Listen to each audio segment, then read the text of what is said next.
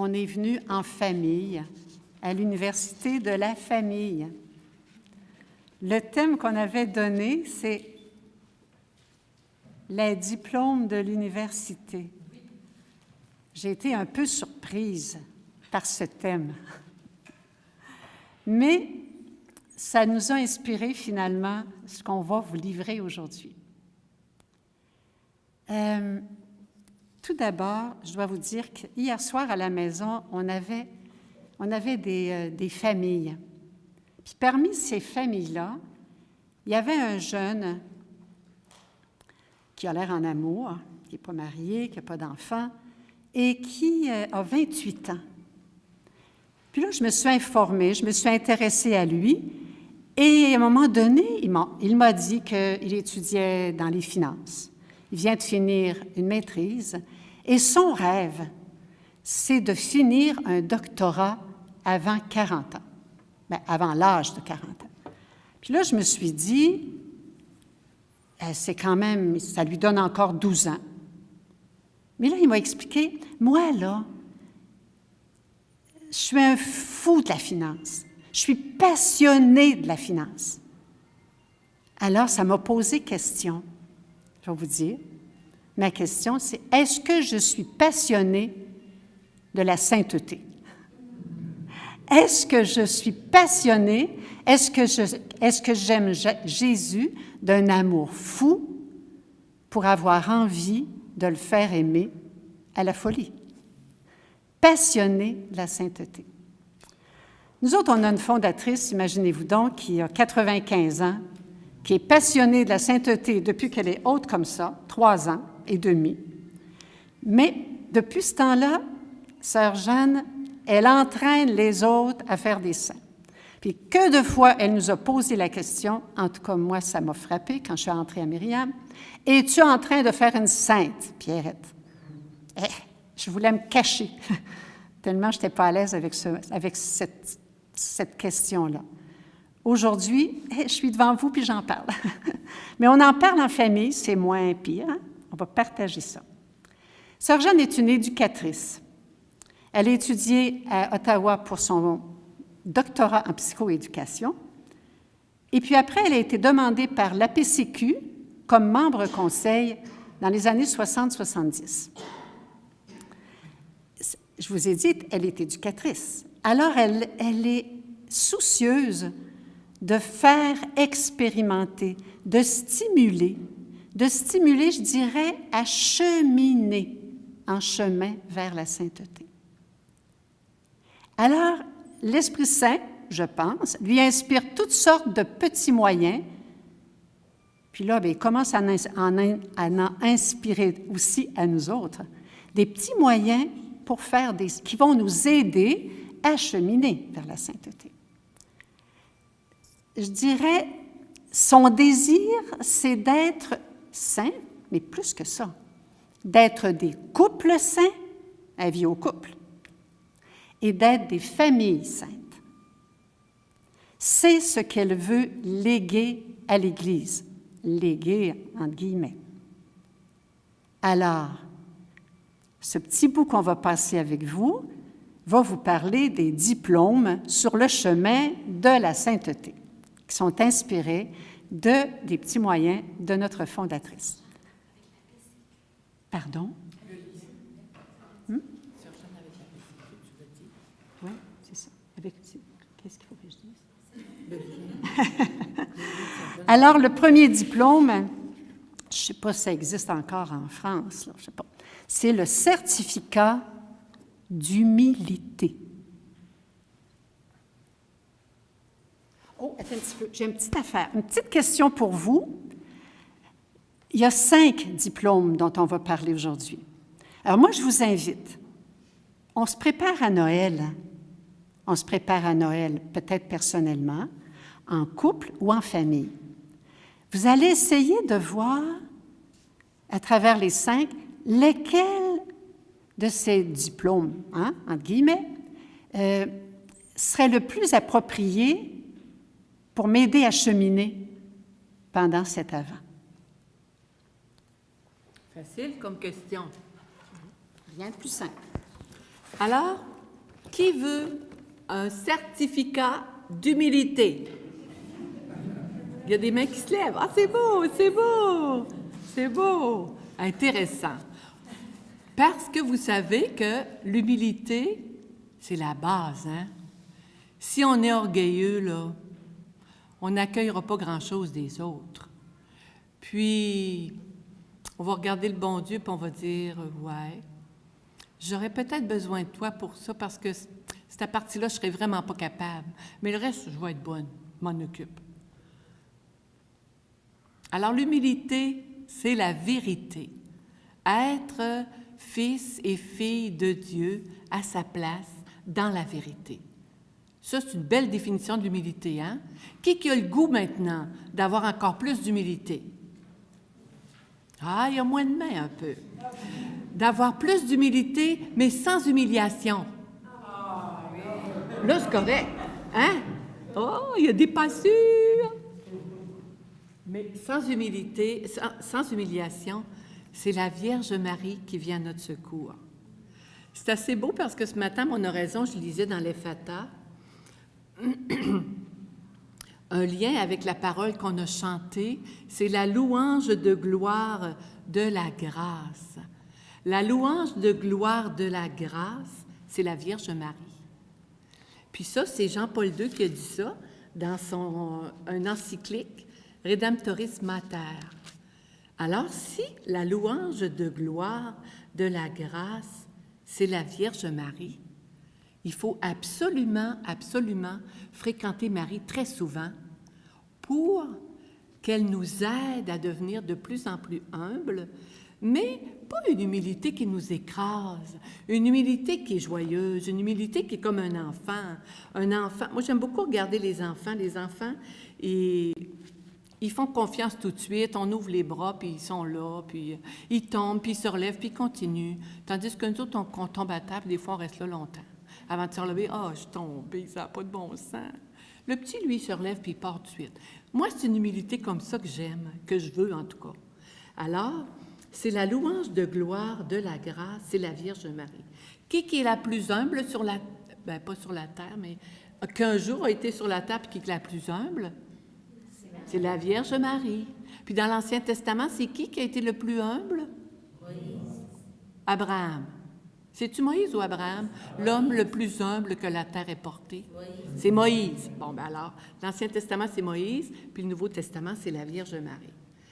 Alors, Marie, qui est à la place des humbles et des pauvres, porte en elle, comme personne d'autre parmi les êtres humains, la gloire de la grâce.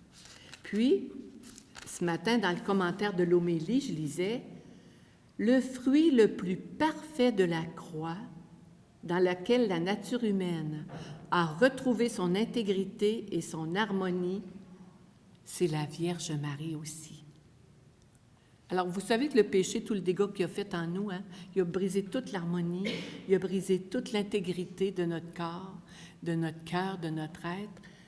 Mais le fruit le plus parfait à la croix, qui réharmonise tout ça, c'est la Vierge Marie.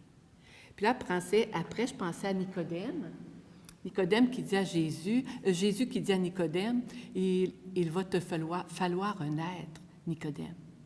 Ben voyons, Jésus, je ne peux pas retourner dans le sein de ma mère.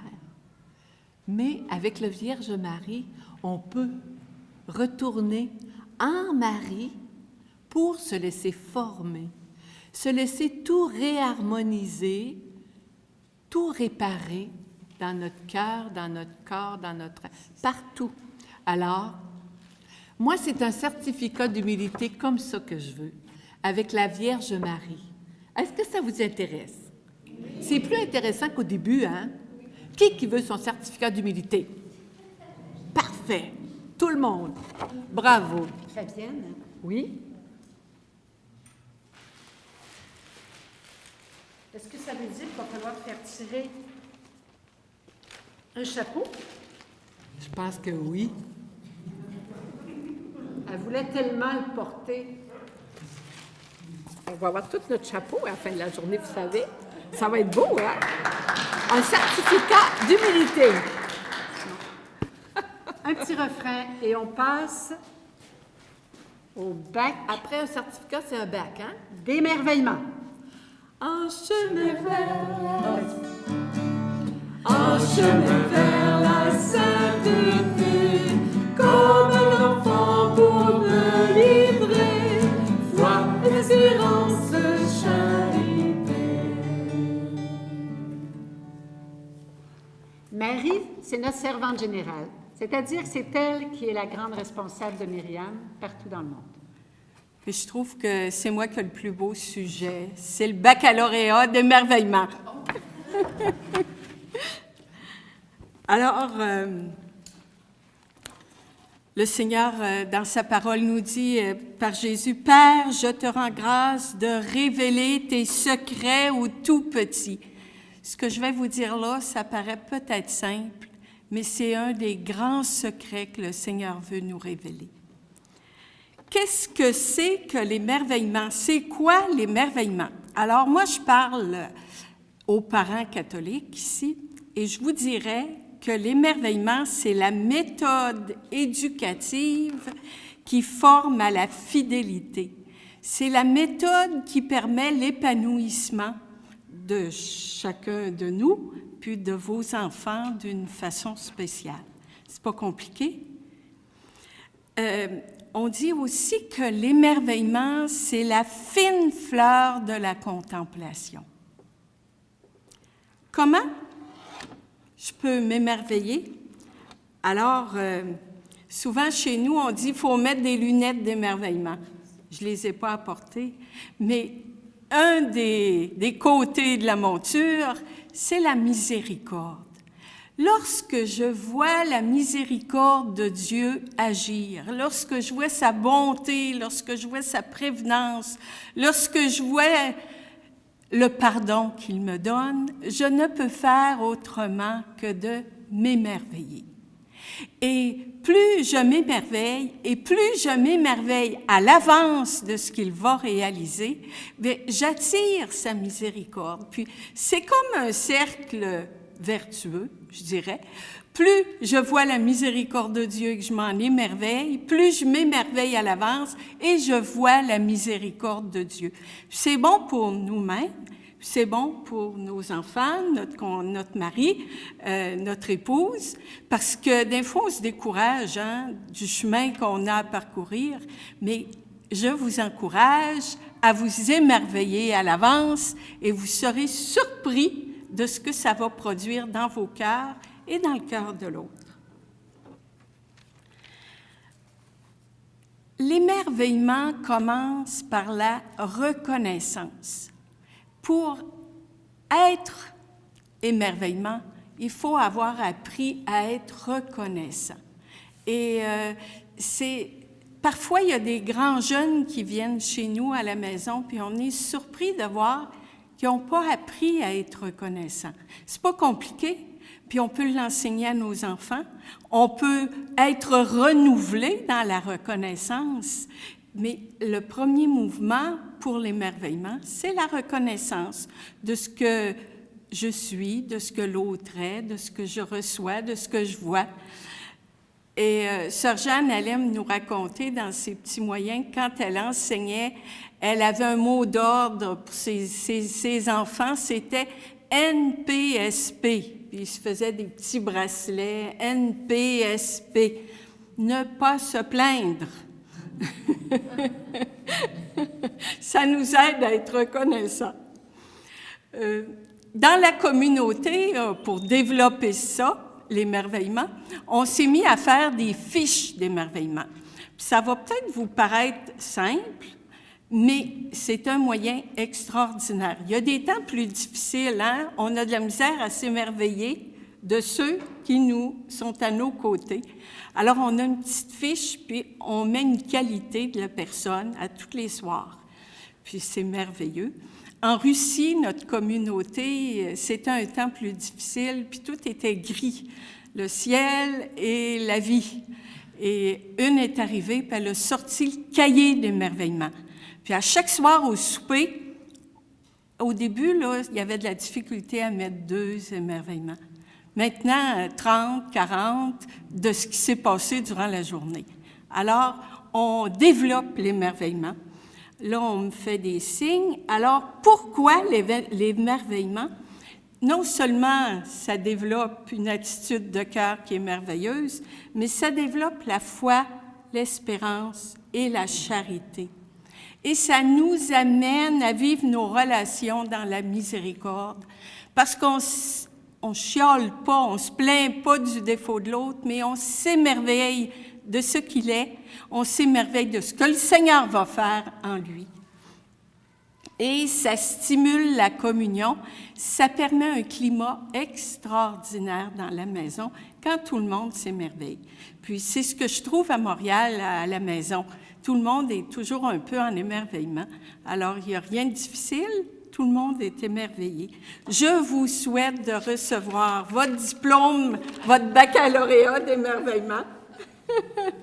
Et je demande que vous ayez cet émerveillement à l'avance du Seigneur qui nous conduit à la mission de suppléance.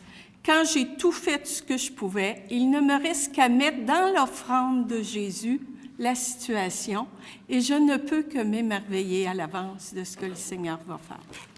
Merci.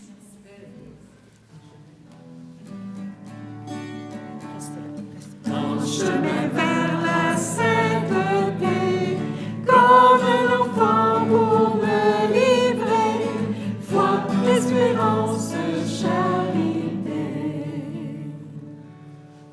Ouf! Mon Dieu, on va passer à quoi, là, tu penses? Prends un baccalauréat, c'est une maîtrise. Une maîtrise, oh mon Dieu, la maîtrise, écoutez bien, de l'émotivité. Avis à nous autres. Avec Caroline. On en a tous besoin de ça, la maîtrise de l'émotivité. Alors, on est tous à l'école.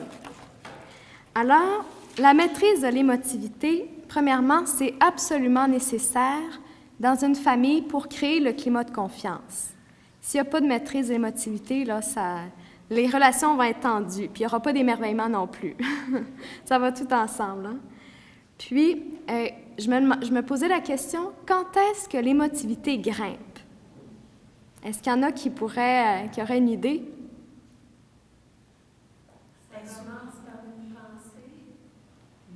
Oui, mais c'est quand il y a une contrariété. Quand il y a une contrariété, bien là, l'émotivité embarque, puis là, je pense à mon affaire, puis là, ça grossit, si je ne maîtrise pas mon émotivité.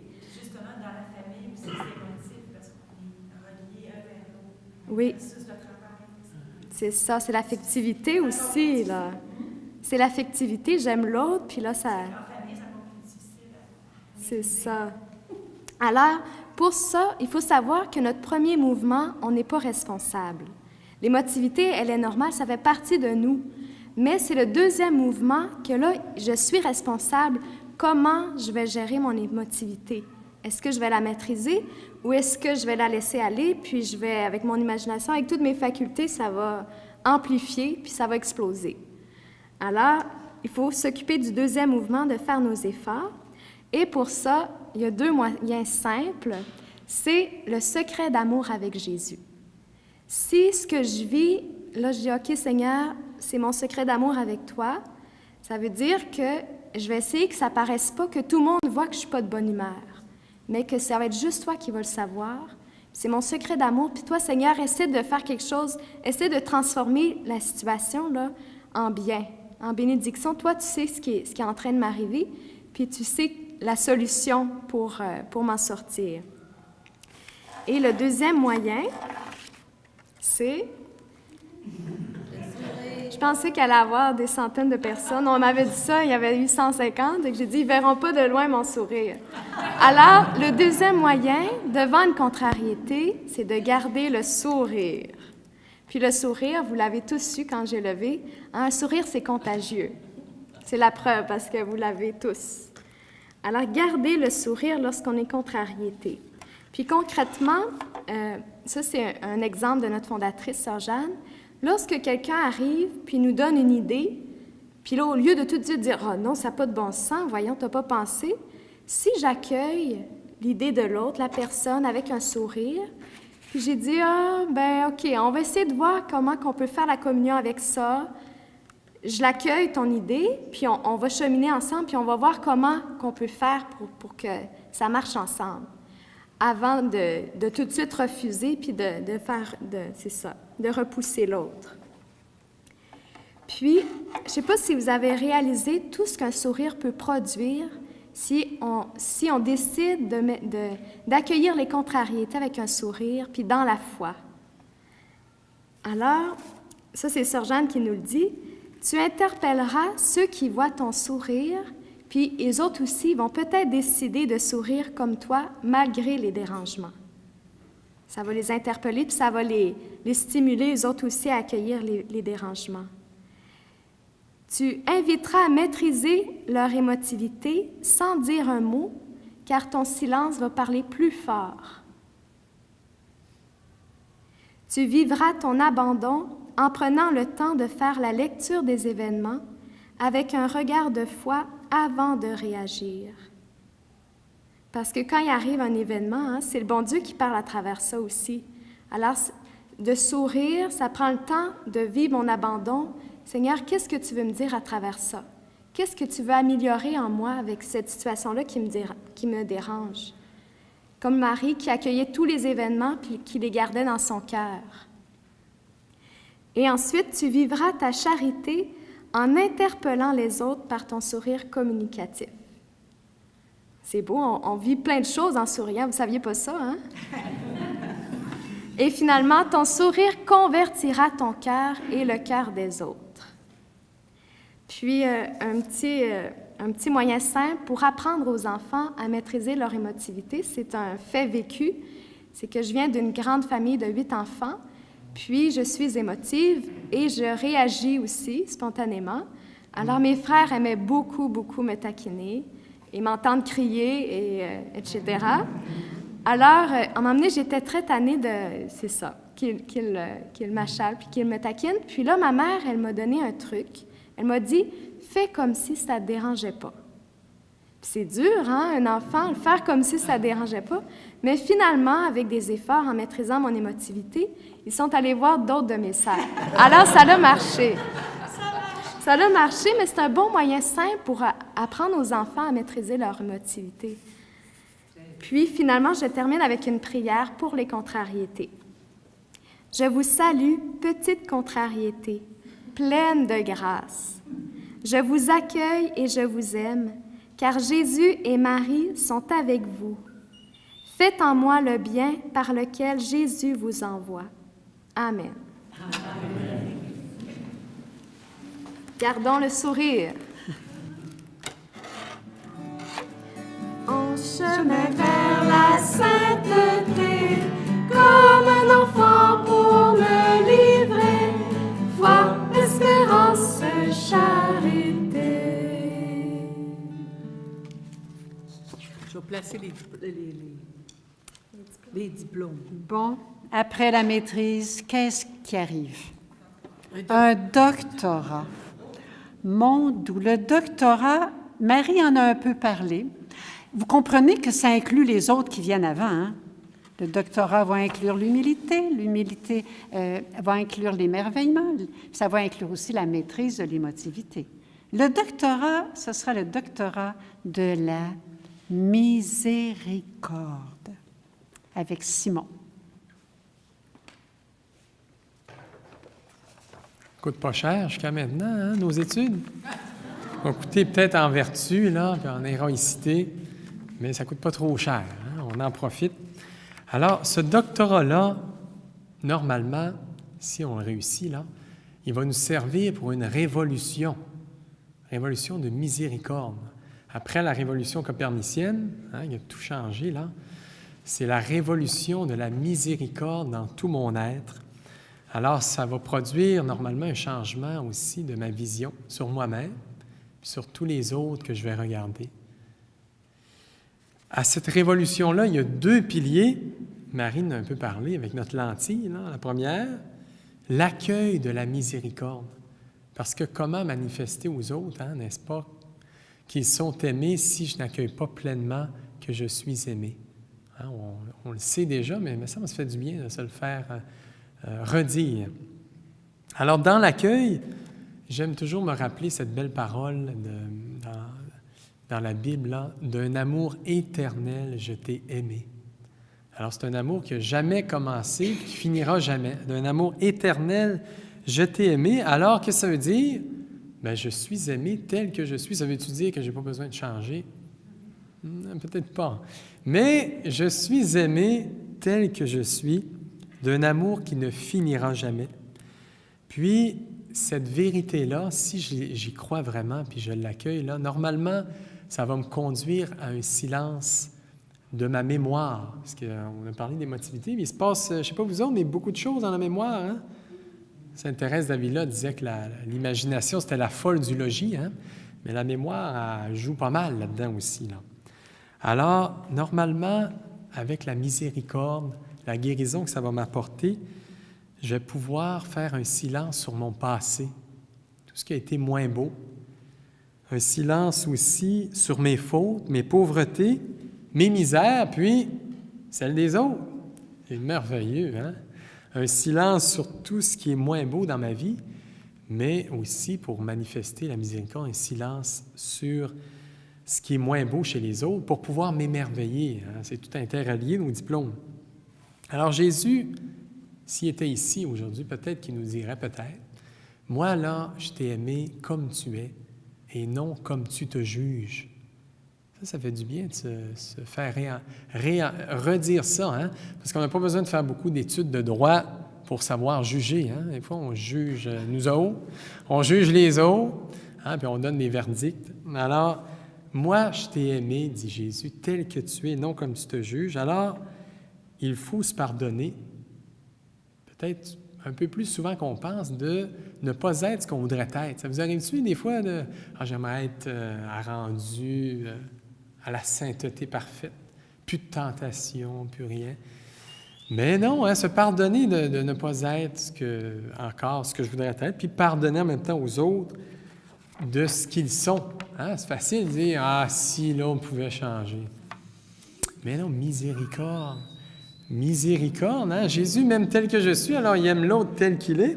Alors, un petit moyen pour ça, recommencer en neuf tous les jours notre histoire d'amour avec Jésus, parce que Jésus est toujours prêt, lui, à la recommencer. Il nous a pardonné dès le début. Alors, il n'en tient qu'à nous d'aller chercher le pardon.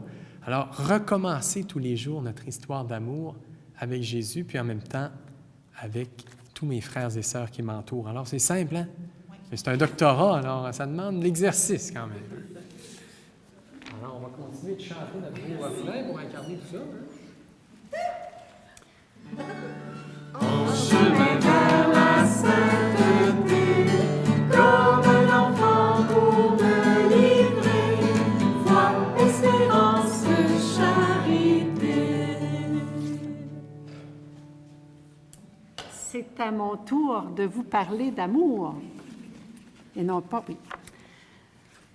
Il nous resterait le post-doctorat de fidélité. Si je vous disais, qui dit fidélité dit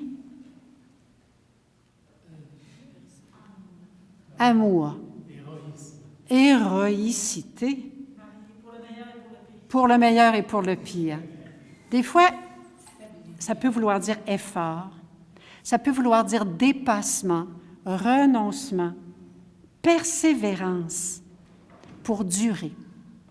Imaginez-vous que la semaine, là on est samedi, alors cette semaine, au début de la semaine, je reçois un téléphone d'une jeune femme qui me dit « Là, je suis au bord d'éclater. » J'ai dit « Ah, t'es au bord d'éclater. » Des fois, on a envie de dire ça, hein? Une mère de famille disait, « Là, mes enfants, là, je suis pas mêlant, là, je les accrocherais au plafond, puis je ferais tourner le crochet. Tellement je suis fatiguée, j'ai rien qu'envie d'éclater. » Alors, éclater. Mais, alors je parlais avec la personne, puis elle me disait tous les efforts qu'elle faisait. Je voyais qu'il y avait de l'humilité, je voyais qu'il y avait bien des choses, mais j'ai dit, il te manque une chose, c'est l'amour. Si je regarde juste mes devoirs, puis que je n'ai pas d'amour au fond de mon cœur, oh que c'est dur, c'est difficile, c'est l'amour. Alors là, je me suis dit, comment je vais faire? Le Seigneur est fidèle, nous le savons. Je voudrais vous donner 3 petits, on en a des petits moyens, hein, vous avez vu, 3 petits moyens qui pourraient éventuellement nous aider à rester fidèles jusqu'au bout. Mais c'est quoi le bout? La sainteté personnelle, de couple et de famille. Et dans la parole qu'on a eue tout à l'heure, qu'on a chantée, qu'on a eue à la messe, dont Monseigneur s'est servi aussi, ça disait « pour être saint et immaculé devant ta face, grâce à ton amour. » Puis un petit peu plus loin, on ne l'a pas chanté, ce petit bout-là, « Vous êtes mon domaine particulier. » Alors là, les couples, les familles, vous êtes le domaine particulier de Dieu. Moi, j'aime ça dire, Dieu, il est famille. Il est né en famille, il a vécu en famille, il est mort en famille. L'Esprit Saint, ça s'est vécu en famille.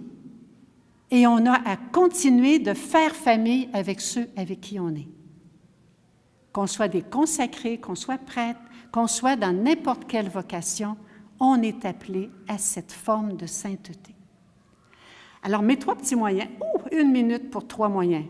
On va y aller grande vitesse. Premier moyen, oraison rencontre. Je répète un peu ce que Monseigneur a dit. J'ai presque dit à la fin. Vous dites la même chose que nous? Non, c'est nous qui disons la même chose que vous.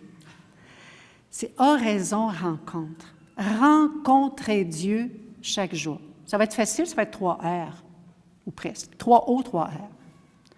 Rencontrer Dieu chaque jour, je dirais un impératif. Bon, il vous en a parlé. Il nous en a parlé. Le deuxième, oui d'amour. En fait, Caroline en a pas mal parlé. Les autres en ont parlé. Oui d'amour. Tout faire parce que je t'aime, Jésus. Faire tout ce que j'ai à faire, à dire, à penser, à prier, à sentir, toujours tourner ça dans l'amour. Que ferais-tu, Jésus, à ma place? Oui, d'amour. C'est ce que fait Jésus. Oui, Père. Oui, frère. Et le troisième,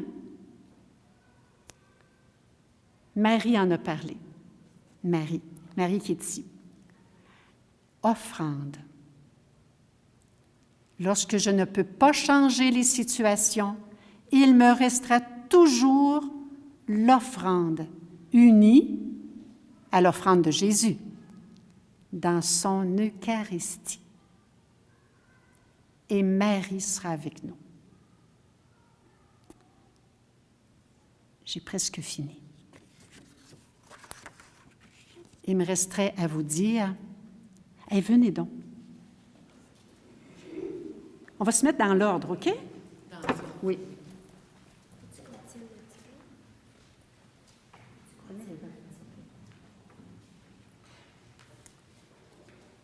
On a ce qu'on appelle, nous autres, des petites vitamines.